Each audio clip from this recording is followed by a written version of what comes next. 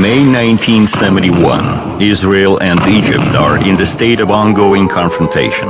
All of a sudden, Israeli air defense discovers two aircraft over the Sinai flying at high speed and altitude. Missiles sent to intercept fail to hit the targets. Alerted Israeli Air Force Phantoms returned with no result.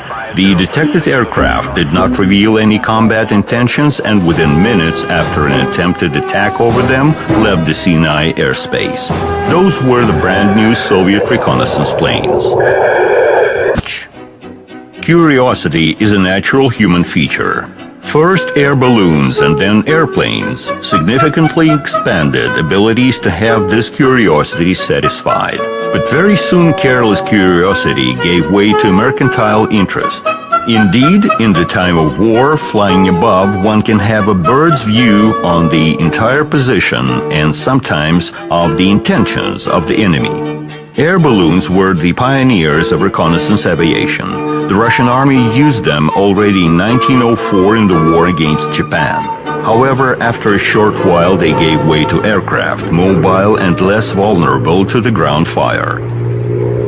To perform reconnaissance tasks at the battlefields of the First World War, Russia used mainly the French Voisin and Farman low-speed two-seat aircraft. Just imagine what hardships the first reconnaissance pilots had to go through. A bulky photo camera was supposed to be put on the side of the aircraft and held aimed at the target.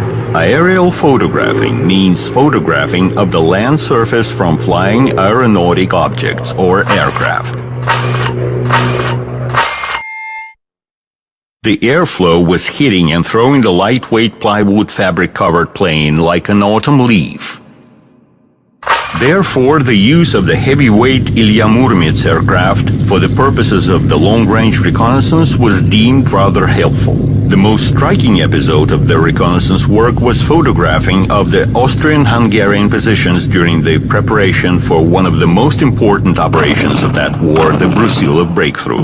It was the diligent aerial reconnaissance that allowed the Russian forces to disrupt the enemy's front line and produce a sensible damage. The benefit from the use of the aerial reconnaissance pilots in the World War was not left unnoticed. Therefore, as soon as the country of the Soviets recovered its strength to produce aircraft of its own, its first serial aircraft was the R-1 reconnaissance aircraft of Nikolai Polikarpov. It was made on the basis of the English de Havilland 9, which was being produced in the 20s in huge amount. In 1927, the R-3 reconnaissance plane of Andrei Tupolev was put in series. It was the first serial all-metal aircraft made in the Soviet Union. In those years, there was a real boom of the record-breaking flights. The first national aircraft, the pride of the Soviet country, could not stay away. Reconnaissance planes, among other aircraft, performed many internal and international flights. The 30s in the USSR were marked with the tremendous growth of the aviation industry. The national engines production was developing, and the aircraft of national design were being put in series. In the beginning of the 30s, the outdated R-1 and R-3 gave way to the R-5 reconnaissance biplane of Polikarpov design. The aircraft became a classical type of reconnaissance plane. At the international contest of Tehran, it took the first place among the aircraft of such designation. It was easy to fly and quickly became popular among pilots and technicians. In 1934, R-5 took part in the salvation of the Cheluzkin expedition. The aircraft was subsequently modernized by equipping it with a more powerful engine. That's how RZ appeared. In the same years, Tupolev made a twin-engine multi-purpose R-6 aircraft, which designation, among other things, was reconnaissance. 1937. Pilot Pavel Golovin, for the first time in the world, flew over the North Pole on R-6. In 1936, in Kharkov, designer Iosif Neman created R-10 reconnaissance aircraft. It was based upon the cantilever monoplane with detachable chassis. Its speed reached 380 kilometers per hour.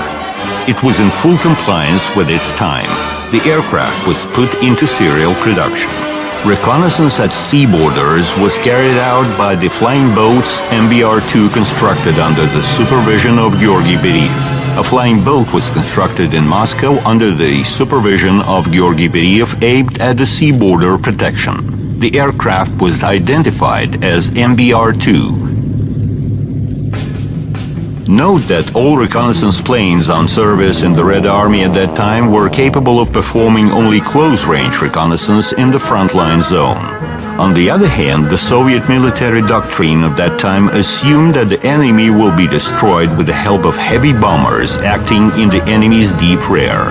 However, Air Force did not order aircraft for the long-range reconnaissance.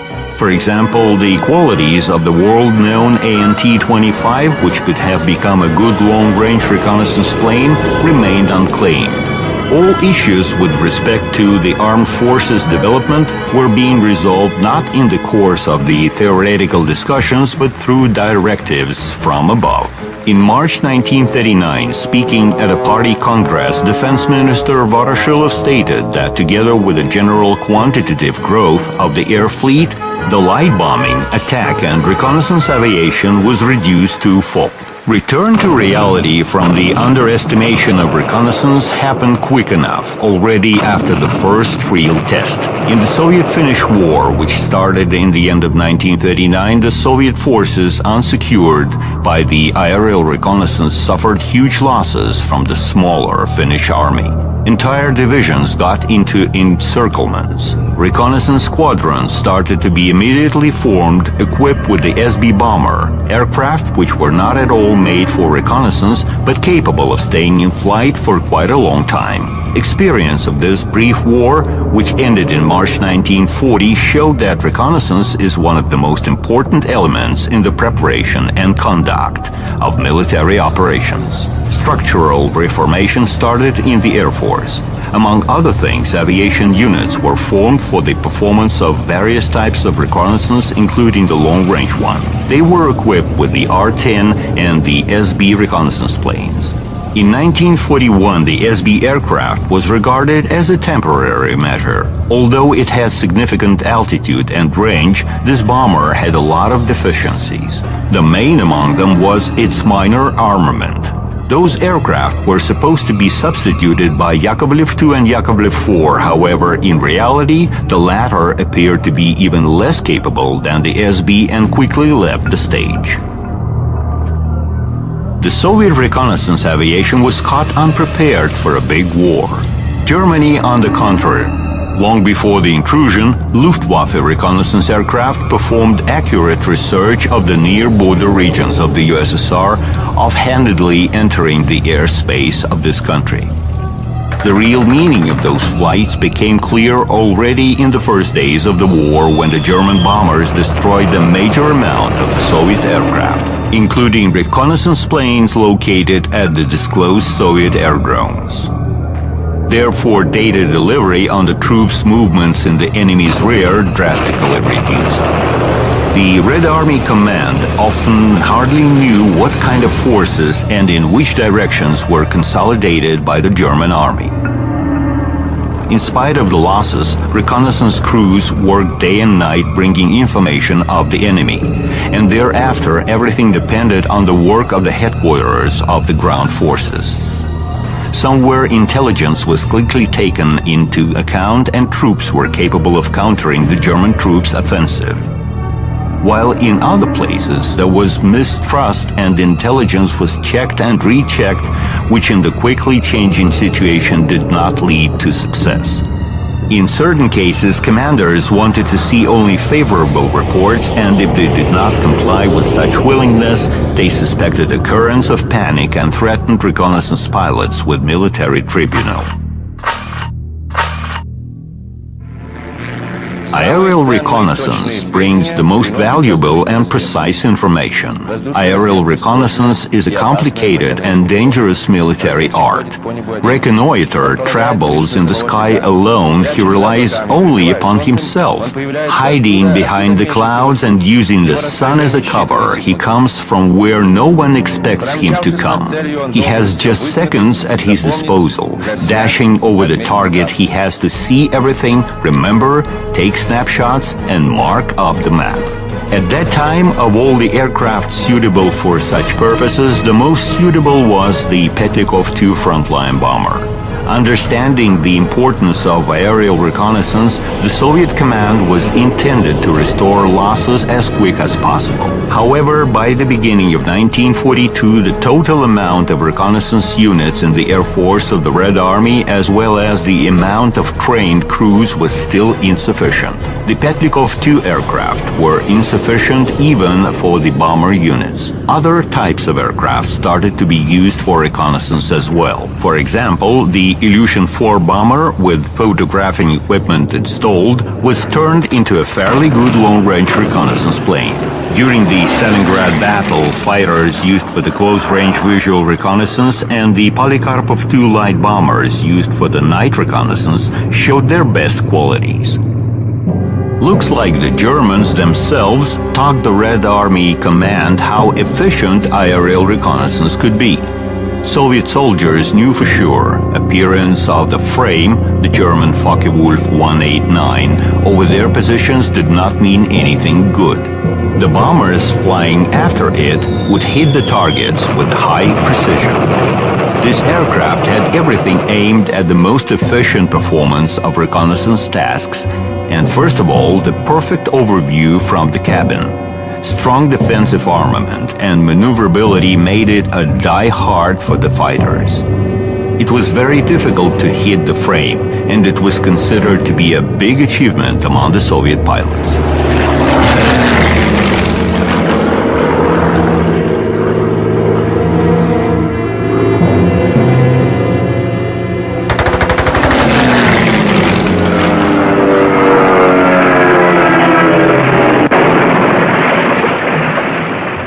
The quantitative and qualitative growth of the Soviet reconnaissance aviation by the end of 1942, and what was more important, the more significance given to aerial reconnaissance, undoubtedly became important factors of the breakthrough in the war. Formation of new air regiments were in full speed in 1943. Situation with aircraft improved. There was no more deficit with Petlikov II. Ilyushin-4 and A-20 Boston and B-25 Mitchell American bombers sent over the Lend-Lease were performing reconnaissance flights. Every minute is precious. The country impatiently awaits intelligence. There comes Senior Lieutenant Kolesnikov. 10 minutes ago he was flying over the enemy's positions. He reports on what he had seen to Lieutenant General Hryukin and Major General Vikharev. Collection of intelligence in large quantities and its proper analysis allowed to timely disclose enemy's preparation for the general battle of 1943 at the Kurskaya Duga. While beginning from 1944, there was not a single offensive operation conducted without the prior diligent reconnaissance. Ilyushin II attack aircraft and fighters' reconnaissance modifications were mainly used for the close-range reconnaissance. The long-range reconnaissance was, as before, performed by Petlikov II and Ilyushin-4, as well as by the new Tupolev II bomber. Aircraft were equipped with photo cameras with the perspective aerial photographing. Perspective aerial photographing means terrain wideband photographing by several aerial photo cameras with different angles of tilt. The end of the war in Europe was marked by the Siege of Berlin. The downfall of the last fascist stronghold was preceded by a very detailed aerial photographing of the Berlin defense region by all the power and strength of aerial reconnaissance.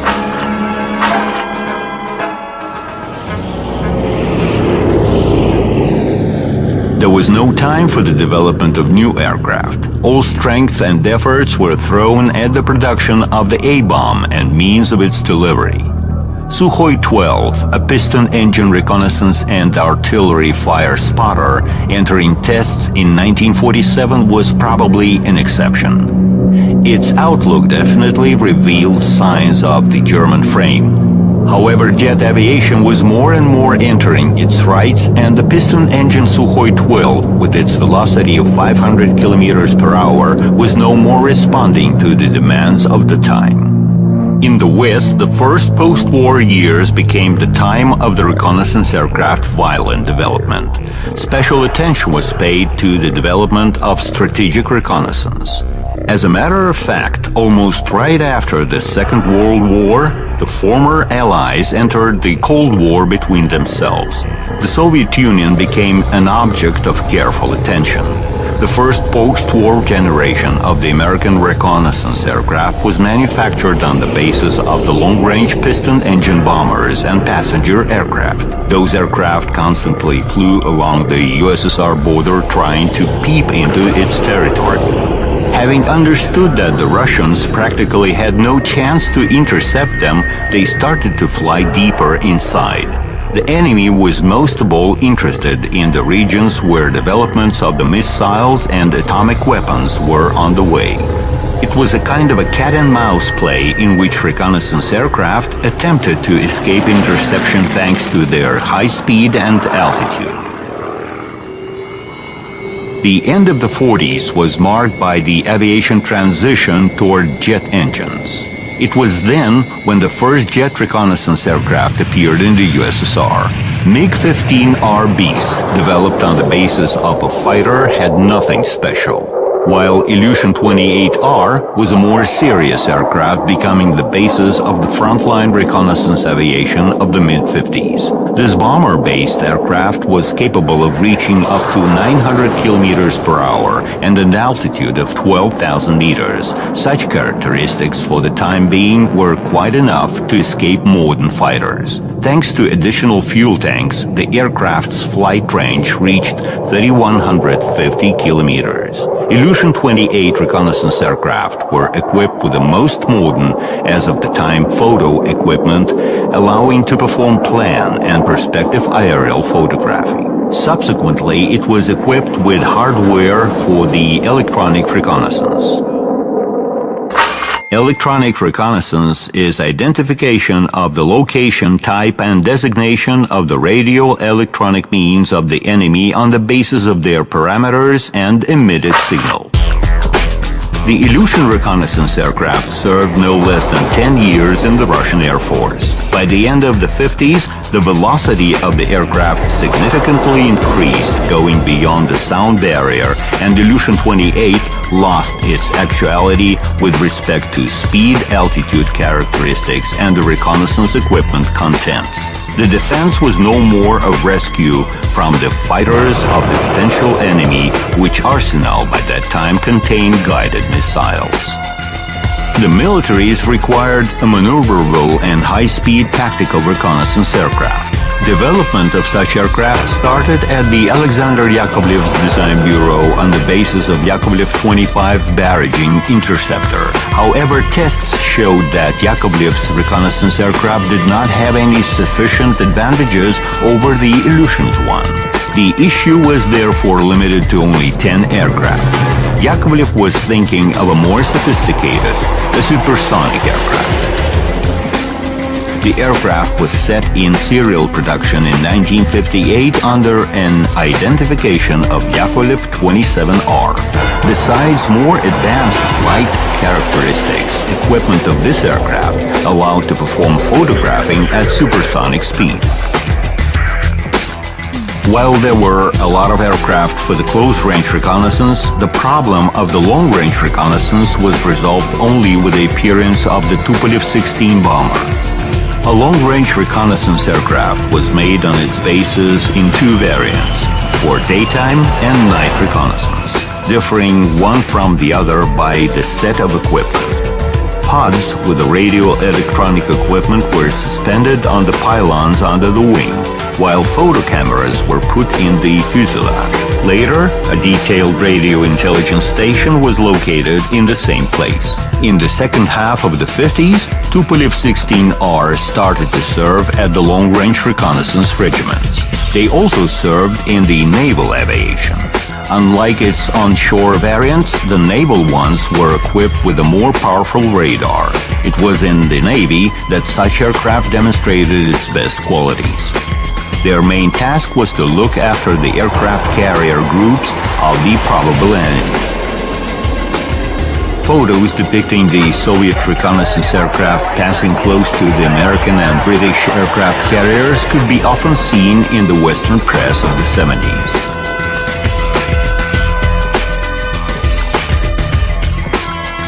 Carrying radio-electronic equipment, Tupolev 16R were used for the observation of the situation over the Soviet nuclear grounds. Radiological aerial reconnaissance means reconnaissance with respect to the character, range, and extent of the radiological contamination of the terrain and airspace. In summer of 1956, the Pavel Tsibin Design Bureau made a proposal to build a reconnaissance aircraft identified as the RSR. It was supposed to have unprecedented flight characteristics, altitude of 25,000 meters and velocity of 2,700 kilometers per hour, which were significantly exceeding characteristics of Tupolev 16. This conditioned the unusual form of the aircraft.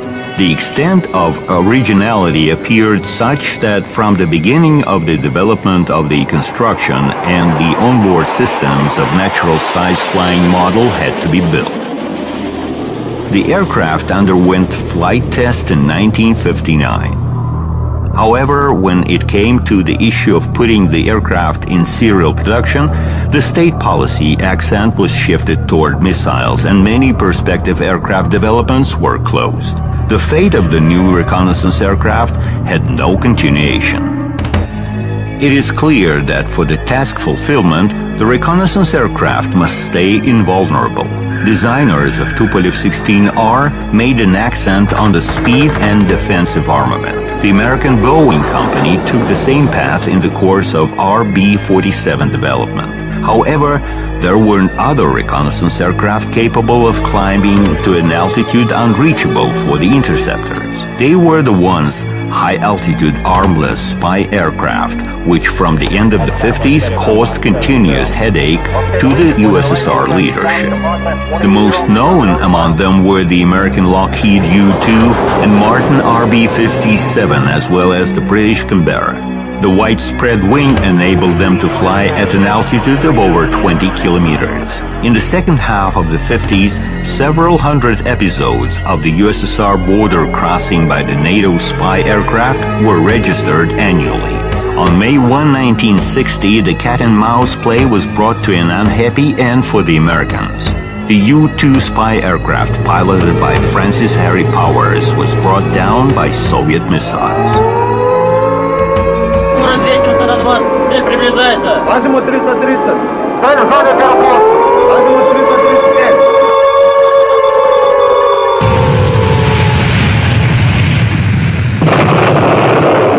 Attempts to produce a high-altitude spy aircraft were made in the USSR as well. The resolution of April 18, 1958 in this connection was deemed so important that it was classified twice by Science, highly confidential and top priority. Design works were assigned to the Yakovlev Design Bureau. Having taken the Yakovlev 25R reconnaissance aircraft as the basis, designers changed the wing. The aircraft was equipped with two high-altitude engines of Tumansky. The aircraft was identified as Yakovlev 25RV, where V signified altitude. 1959. Test pilot Vladimir Smirnov piloting Yakovlev 25RV set a world record by taking a cargo of 1 ton to an altitude of 20,456 meters.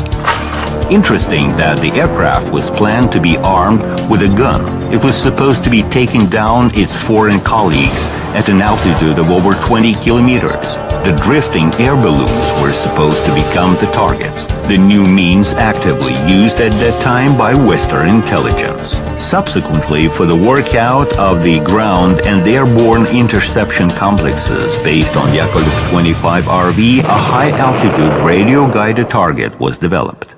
The high-altitude reconnaissance is a unique thing. However, the main routine work was performed by the frontline reconnaissance aviation. Its evolution followed the pure classical path. Reconnaissance aircraft were developed on the basis of the fighters and bombers coming from the service with minimum changes in its construction. Flight velocities were growing and reconnaissance equipment was improving.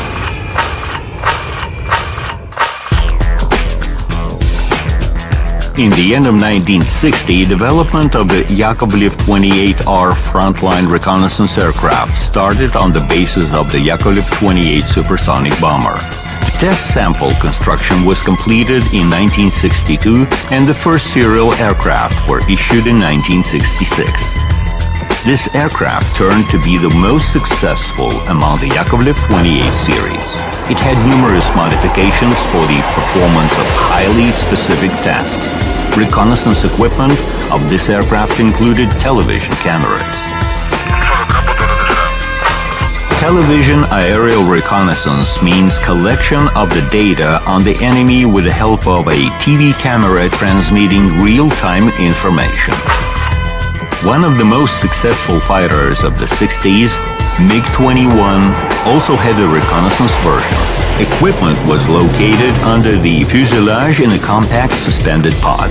The pod was exchangeable depending on the task to be resolved. MiG-21R became the first tactical reconnaissance fighter in the USSR on which, besides optical, electronic reconnaissance means were used. In the same years, the new generation equipment was located on the long-range Tupolev 16 reconnaissance aircraft.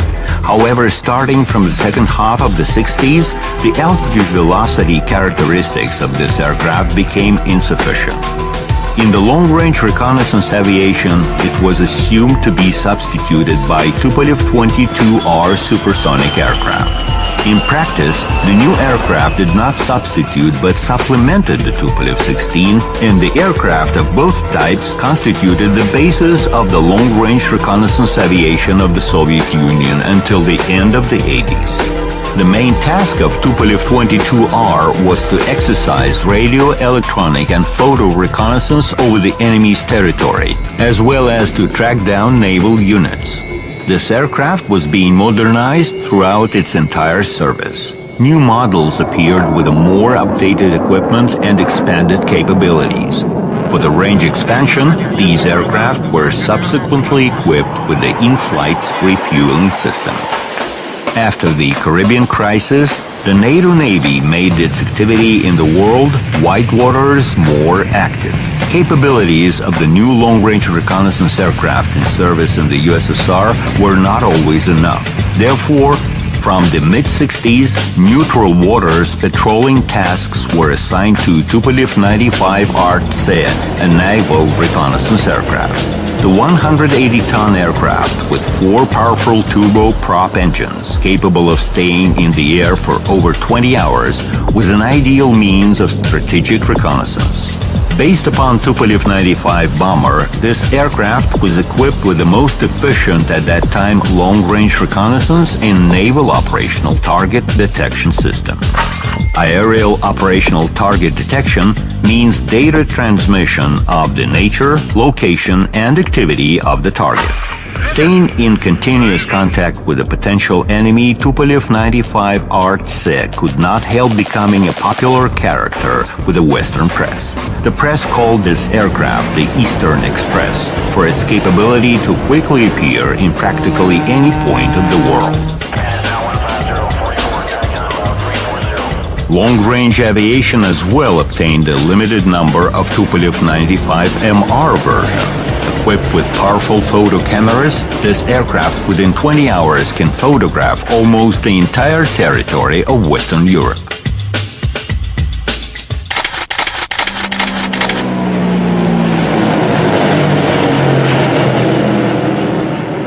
special place among reconnaissance means was occupied by the unmanned aircraft. Until ballistic missiles became a reliable striking force, the missile aircraft were made as an alternative thereto.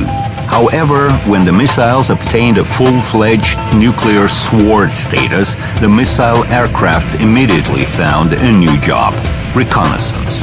Such unmanned aircraft, with no life support systems on board, could fly farther and faster. The first light unmanned Lavochkin 17R was based upon the target aircraft and accepted for service in 1962. The launch was performed from a ground or automobile unit with the help of solid fuel boosters. In flight, this aircraft was automatically piloted in accordance with a set-in program. Reconnaissance results arrived for processing after the aircraft returned. The Yastreb-1 long-range reconnaissance complex, including the 35-ton unmanned Tupolev 123 reconnaissance aircraft, was accepted for service in 1964. The range of 3,500 kilometers enabled it to perform photographic and radio-electronic reconnaissance of aerodromes, ports, naval bases, industrial facilities, and launching sites in the enemy's deep rear. Upon the aircraft return, container with the intelligence data would detach and brought down on a parachute. Unmanned aircraft appeared to be quite a perspective direction of the reconnaissance aviation development, subsequently turning into a new unmanned generation. But this story lays ahead. In the meantime, let's get back into the 50s. When the NATO reconnaissance aircraft were barraging the airspace of the Soviet Union completely unpunished. Success of the high-altitude reconnaissance planes and U-2 in particular made a powerful kickoff for the development of counter-means. Spy aircraft irritated the Soviet leadership so much that by the beginning of 1960, an idea was born of a high-altitude and high-speed interceptor capable of putting an end to the outrage of the Americans. The Mikoyan Design Bureau had a good groundwork in the development of such aircraft. It was assigned to create an interceptor, which subsequently was called MiG-25. The assignment assumed outstanding parameters. Velocity was to exceed the speed of sound almost threefolds, and the flight altitude was to be 25 kilometers. It would have been a pity not to create a reconnaissance aircraft with such parameters. The prototype of the reconnaissance plane was ready even earlier than the interceptor. In spite of the futuristic task, the prototype was built just within 1 year. On March 6, 1964, test pilot Alexander Fedotov put the aircraft into the air. A lot of emerging problems had to be resolved in the course of tests. Due to significant heat-up of the aircraft at high supersonic speed, designers had to create a powerful cooling system that would impact the reconnaissance equipment as well, while the high altitude urged designers to develop a more sophisticated photo equipment. The same year, the militaries issued an assignment to modify the reconnaissance plane into a reconnaissance bomber version. MiG-25RB was capable of carrying up to 10 half-a-ton bombs and destroy targets from an altitude of 20 kilometers. MiG-25RB is designated to resolve tasks of aerial photographing and electronic reconnaissance, as well as to produce bomb strikes over the enemy's facilities within operational depth. Already in autumn of 1971, 5 aircraft and crews were sent to Egypt. The first test flights over the Egyptian territory were performed in March, while starting from April, they flew over the occupied Sinai Peninsula and over Israel, including its capital, Tel Aviv. Raids were conducted at an altitude of 20 kilometers at a speed of 2,800 kilometers per hour. Photo equipment of the aircraft allowed to take high-quality shots with tiny details.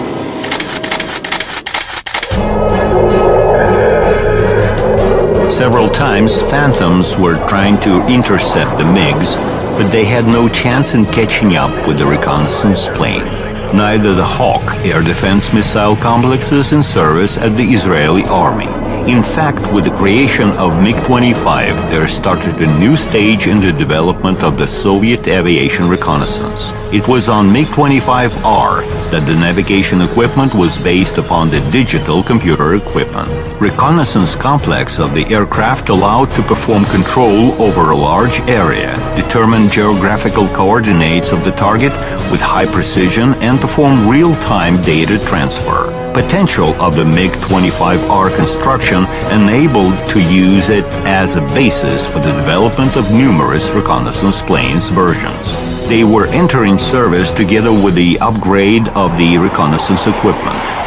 Radar reconnaissance tasks shall be performed with the help of the Sabля side-looking station. The Sabля station is designated to obtain intelligence through mapping the territory. The Sabля station operation is performed entirely from the Pelling DM complex, linking the obtained mapping to the topographic map.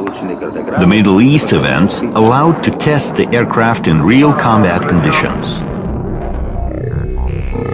However, MiG-25 was not the only one possessing outstanding characteristics. By the end of the 50s, having sensed that the Soviet countermeasures against the low-speed U-2 will soon be found, the U.S. government ordered Lockheed to produce not only a high-altitude but a super-fast strategic reconnaissance plane. The plane was called SR-71 and named the Blackbird. Fantastic look of this aircraft coincided with the no less fantastic flight characteristics. Altitude of over 25 kilometers and speed of 3,200 kilometers per hour. With such characteristics, it was practically invulnerable for the Soviet interceptors. The cat-and-mouse play reached a new level. Although Americans stopped flying into the Soviet airspace, the U-2 scandal of 1960 was still memorable. Besides, it was not clear about the stage of readiness of the new Russian high-speed interceptor and about how far was the progress in the Soviet air defense missiles. Therefore, both the American SR-71 and the Soviet MiG-25R for many years performed reconnaissance tasks, flying mainly along the contact borders of the two world systems, the capitalist and the socialist. As of today, SR-71 remains the fastest aircraft in the world. Its speed record of 3,529 kilometers per hour has not been surpassed. MiG-25 also has several absolute records. For example, no existing aircraft can beat its record of climbing to 37,650 meters. The main path of the reconnaissance aviation development consisted of two components: evolution of aircraft and evolution of the reconnaissance equipment itself.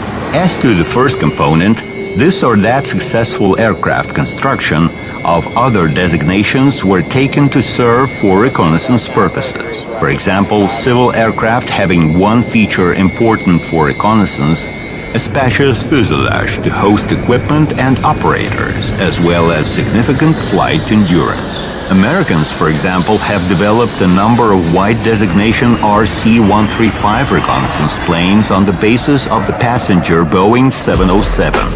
In the Soviet Union, the military cargo Antonov 12 and the passenger Ilyushin 18 made the basis for different types of reconnaissance aircraft. The reconnaissance version of the Ilyushin's airliner was identified as Il-20.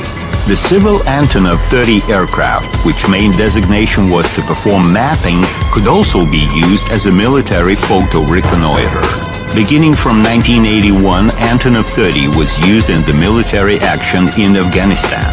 It performed visual surveillance and targeting for the combat aviation, photographing of the bomb and strike regions and spots of the airborne troops landing, as well as to rescue the hit aircraft and helicopters.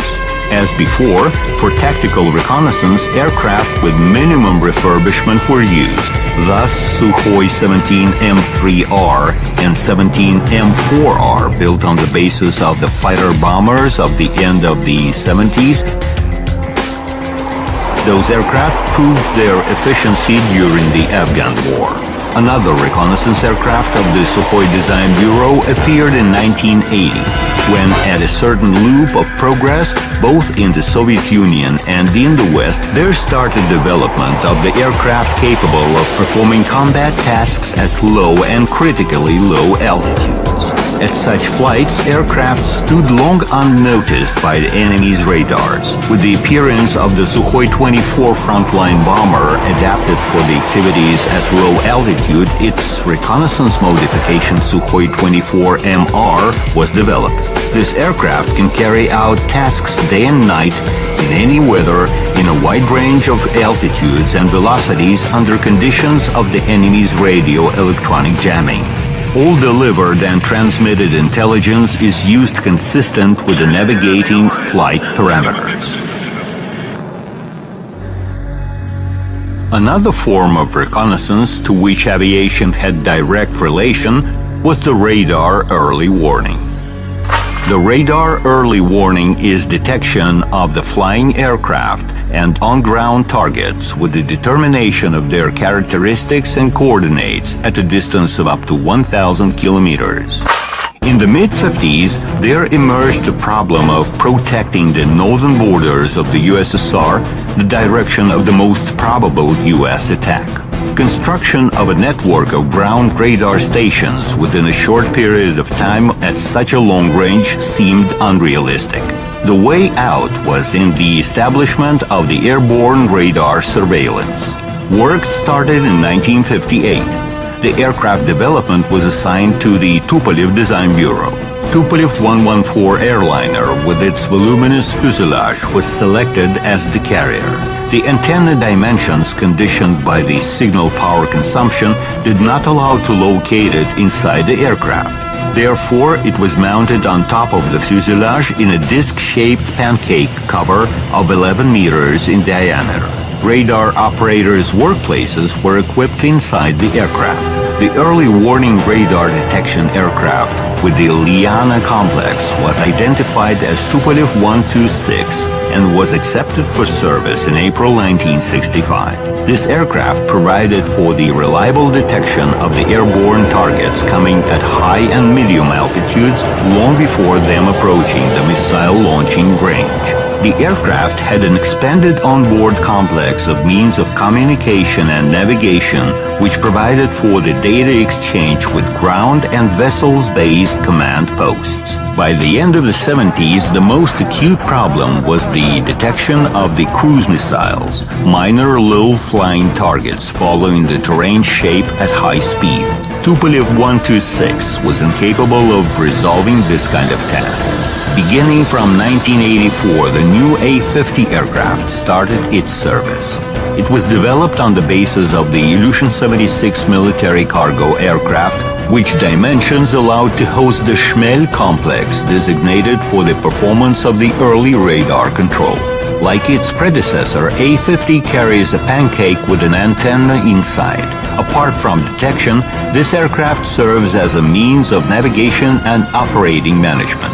Capabilities of its equipment allow to track down 60 targets at a time and navigate 10 to 12 fighters thereto. Introduction of such aircraft allowed to establish a continuous radar field along the borders of the USSR and significantly increase the air defense efficiency. Similar NATO complex is known as AWACS. The unmanned reconnaissance aircraft development also found its continuation. In 1976, the RACE reconnaissance complex with the Tupolev 143 unmanned aircraft was accepted for service. It is used for the reconnaissance performance in the frontline zone at a depth of 70 kilometers and is equipped with the exchangeable reconnaissance tools. The photo reconnoiter registers intelligence on board and deciphers it upon return. The TV reconnoiter transmits intelligence to the ground command posts in real time. A more powerful Strizh complex of the same design bureau with the Tupolev 141 unmanned reconnaissance aircraft appeared in the beginning of the 80s. Its main designation is the operational and tactical reconnaissance. Development of radio electronics made reconnaissance equipment more light and compact, significantly expanding its capabilities. This allowed to minimize the size of aircraft. For example, the remotely controlled Pchela aircraft, with a weight of just 100 kilos, developed at the Yakovlev Design Bureau in 1985, is designated to perform surveillance over ground targets. Its onboard TV camera transmits images to the ground control post in real time. The flight duration of this device is 2 hours. This reconnaissance device was used in the combat activities in the Chechen Republic. The Shmel unmanned device accepted for service in 1997 became Pchela's further development. In spite of its light weight, this device can perform practically all types of aerial reconnaissance. In the course of the entire Cold War, activities of the Western intelligence never stopped. Changing were only the means. The main upon them in the 70s and in the 80s were the high-altitude drifting reconnaissance balloons. To fight them, there was M-17 aircraft developed at the Missishev Experimental Engineering Plant. Subsequently, a reconnaissance aircraft was built on the basis of this machine. The new aircraft was identified as M55. The plan was to develop a whole reconnaissance and attack complex. However, by that time, the Soviet Union was already in the fever of perestroika. There were less and less funds allocated toward military developments, and intentions in the foreign policy were to pass from confrontation toward peace. M55, under the name of Geophysica, immediately turned into a pure civil aircraft. Now its work is to research upper layer of the atmosphere, including the ozone layer, as well as to monitor the ground and sea surfaces. Currently, most of the tasks of strategic intelligence is placed upon the spy satellites. Capabilities of modern equipment allow to view the enemy's secrets from outer space in every detail. However, in spite of the seemingly unlimited abilities of the modern orbital reconnaissance complexes, aerial reconnaissance is still in demand. All these years, Americans never stopped upgrading their notorious U-2 spy aircraft.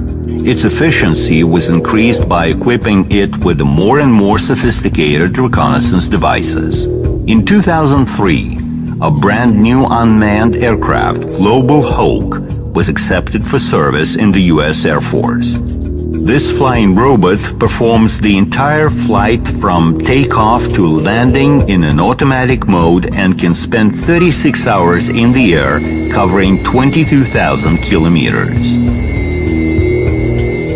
The Russian Army service today, together with the intelligence veterans MiG-25, includes A-50 airborne early warning aircraft, Sukhoi 24MR frontline reconnaissance aircraft, and the unmanned flying devices. Nowadays, functions of early warning, tactical reconnaissance, and other aircraft targeting can be performed by fighters. Thus, a quad of MiG-31 interceptors is capable of controlling a 900-kilometer-long frontline airspace. A modern reconnaissance aircraft built on the basis of Tupolev 22M3 missile carrier now serves in the long-range reconnaissance aviation. The world has changed a lot by the 21st century. There is no more global confrontation. Former Cold War enemies communicate freely at international exhibitions. Once secret NATO aircraft fly into the once no less secret aerodrome of the Flight Research Institute in Zhukovsky to take part in international aviation and space salons. In spite of all this, new developments in the sphere of aerial reconnaissance continue in many countries, since without reconnaissance, even the strongest army will trifle away its efforts. May 1971, Israel and Egypt are in the state of ongoing confrontation. All of a sudden, Israeli air defense discovers two aircraft over the Sinai flying at high speed and altitude. Missiles sent to intercept failed to hit the targets. Alerted Israeli Air Force Phantoms returned with no result. The detected aircraft did not reveal any combat intentions and within minutes after an attempted attack over them left the Sinai airspace. Those were the brand new Soviet reconnaissance planes. Curiosity is a natural human feature. First air balloons and then airplanes significantly expanded abilities to have this curiosity satisfied. But very soon careless curiosity gave way to mercantile interest. Indeed, in the time of war, flying of the English de Havilland 9, which was being produced in the 20s in huge amount. In 1927, the R-3 reconnaissance plane of Andrei Tupolev was put in series. It was the first serial all-metal aircraft made in the Soviet Union. In those years, there was a real boom of the record-breaking flights. The first national aircraft, the pride of the Soviet country, could not stay away. Reconnaissance planes, among other aircraft, performed many internal and international flights. The 30s in the USSR were marked with the tremendous growth of the aviation industry. The national engines production was developing, and the aircraft of national design were being put in series. In the beginning of the 30s, the outdated R-1 and R-3 gave way to the R-5 reconnaissance biplane. The airflow was hitting and throwing the lightweight plywood fabric-covered plane like an autumn leaf. Therefore, the use of the heavyweight Ilya Muromets aircraft for the purposes of the long-range reconnaissance was deemed rather helpful. The most striking episode of the reconnaissance work was photographing of the Austrian-Hungarian positions during the preparation for one of the most important operations of that war, the Brusilov breakthrough. It was the diligent aerial reconnaissance that allowed the Russian forces to disrupt the enemy's front line and produce a sensible damage. The benefit from the use of the aerial reconnaissance pilots in the World War was not left unnoticed. Therefore, as soon as the country of the Soviets recovered its strength to produce aircraft of its own, its first serial aircraft was the R-1 reconnaissance aircraft of Nikolai Polikarpov. It was made on the basis above one can have a bird's view on the entire position and sometimes of the intentions of the enemy. Air balloons were the pioneers of reconnaissance aviation. The Russian army used them already in 1904 in the war against Japan. However, after a short while they gave way to aircraft, mobile and less vulnerable to the ground fire. To perform reconnaissance tasks at the battlefields of the First World War, Russia used mainly the French Voisin and Farman low-speed two-seat aircraft. Just imagine what hardships the first reconnaissance pilots had to go through. A bulky photo camera was supposed to be put on the side of the aircraft and held aimed at the target. Aerial photographing means photographing of the land surface from flying aeronautic objects or aircraft. Of Polikarpov design. The aircraft became a classical type of reconnaissance plane. At the international contest of Tehran, it took the first place among the aircraft of such designation.